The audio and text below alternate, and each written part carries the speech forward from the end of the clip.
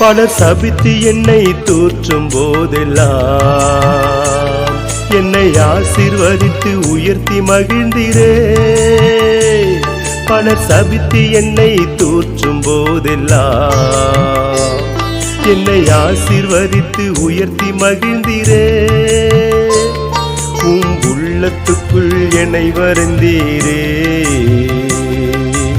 இதற்கு ஈடு என்ன தருவேன் நான்.